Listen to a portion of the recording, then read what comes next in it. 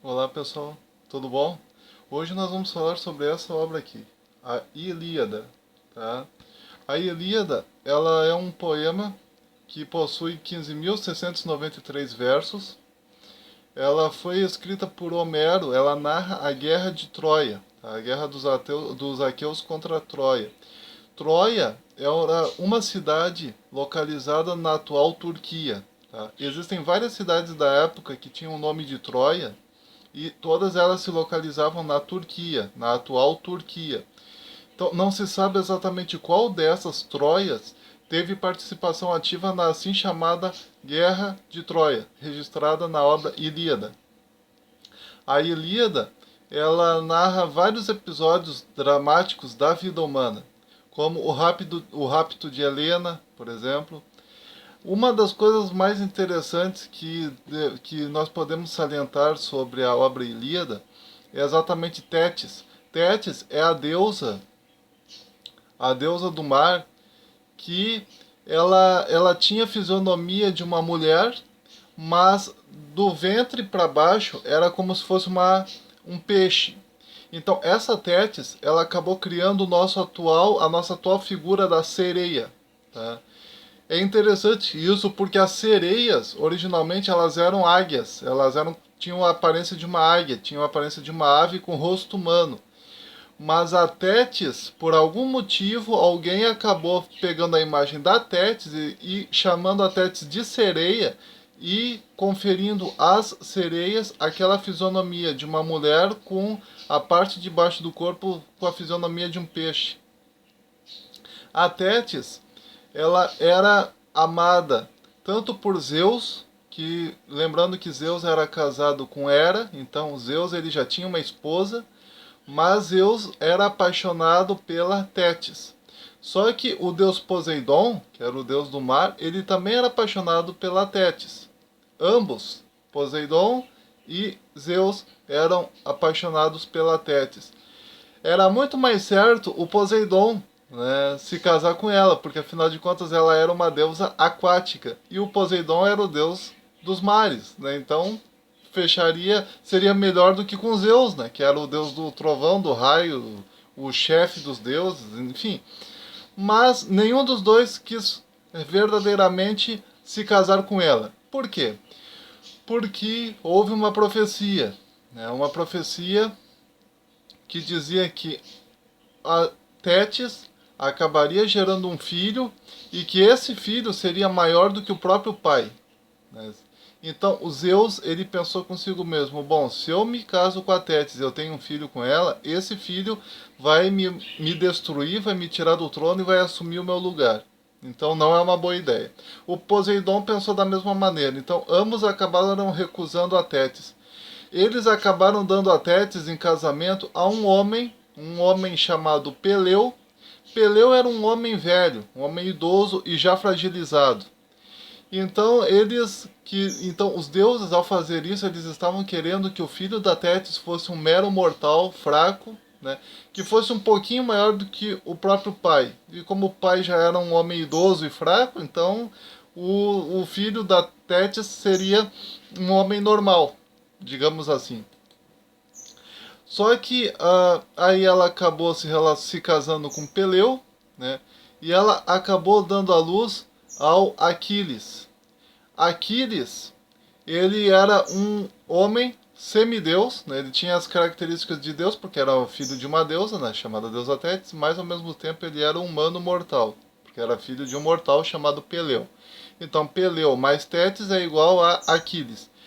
Aquiles, ele foi banhado pela mãe, né, nas águas de um rio sagrado, se eu não me engano foi o rio Estige, e a mãe mergulhou ele, só que como a Tétis, ela pegou ele pelos pés, né, pelo calcanhar, ela conseguiu colocar grande parte do corpo dele ali, mas aquela parte do corpo dele que a água não tocou, que foi o calcanhar, ele ficou frágil, ele ficou de um humano mortal normal.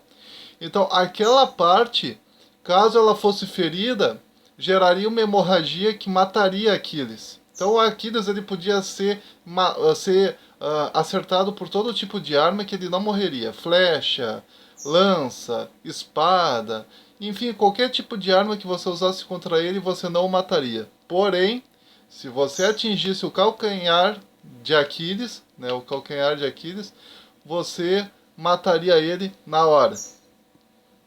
Então houve também o chamado rapto de Helena, né? Os troianos foram lá e raptaram Helena, que era uma mulher muito linda. Tá?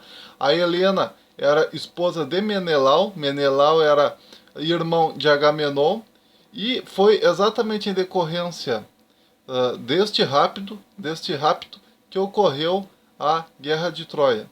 Lembrando que o Aquiles, né, ele era um príncipe, ele estava exatamente do lado dos aqueus. Os aqueus seriam os gregos, né, os atuais gregos, mas naquela época os aqueus eles, eles formavam vários povos, várias tribos, digamos assim.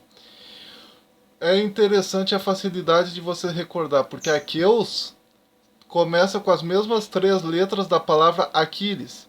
E Aquiles foi, né, do lado dos aqueus, um dos homens mais poderosos que teve na Guerra de Troia. Tanto é que ele só é morto no final, né, quando mais tarde se consegue verdadeiramente atingi-lo por uma flecha. Tu tem o Agamenon, né, que era o irmão de Menelau, né, ele era rei de Micenas, tá? Tu tem o Patroclo, que era o amigo de Aquiles. Tá? Tu tem o Odisseu. O Odisseu foi o que criou, tá, o cavalo de Troia. Que mais tarde, depois no finalzinho da guerra, os gregos, né, os aqueus, então, eles decidem, ao ver que era impossível derrotar Troia da maneira natural, porque os troianos, os muros de Troia tinham sido construídos pelo deus Poseidon. Então, não tinha como você destruí-los através de uma guerra normal.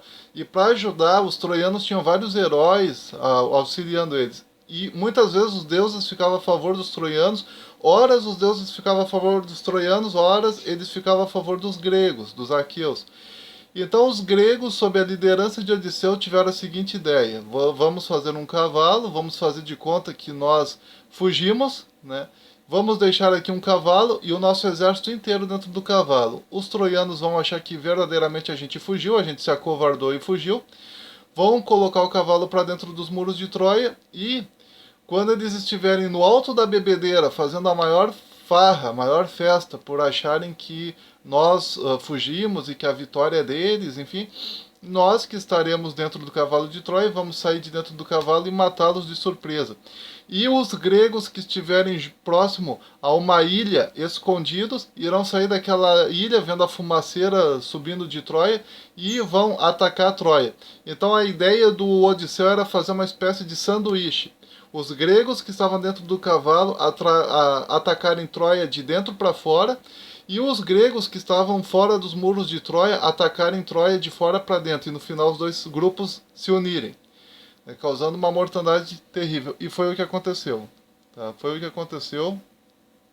Verdadeiramente no final a ideia do Odisseu deu certo. E mais tarde Odisseu mereceu inclusive um livro próprio chamado Odisseia, escrito por Homero. Homero, alguns estudiosos dizem que Homero escreveu no século VIII o livro Ilíada, tá? Que na verdade era um conjunto de cantos, na verdade ele não chegou nem a escrever, era um conjunto de cantos passados de pai para filho. Mas é ele que ajudou a organizar esses cantos. E alguns estudiosos dizem que foi ele que fez esses cantos, inclusive. Mas o Homero ele escreveu no século VIII isso. E a Guerra de Troia aconteceu no século X. Então já fazia 200 anos que tinha se passado a Guerra de Troia. Mas isso são teorias, tá? Não existe nenhum dado comprobatório. Alguns estudiosos chegam a argumentar, inclusive, que Homero nunca existiu. Outros argumentam que o Homero existiu, mas que ele era um homem cego, inclusive. Outros argumentam que Homero existiu, não era um homem cego, né? Mas eram, na verdade, dois Homeros. Né? Um que escreveu a Ilíada e o outro que escreveu a Odisseia. Então, teoria por cima de teoria e tem direto. Não se sabe nem onde está o túmulo de Homero. Talvez o túmulo de Homero nunca tenha existido. Talvez ele tenha sido cremado e suas cinzas tenham sido espalhadas e ninguém saiba exatamente onde ele viveu, onde ele morreu, enfim. Então, a história de Homero se perde no tempo, tá?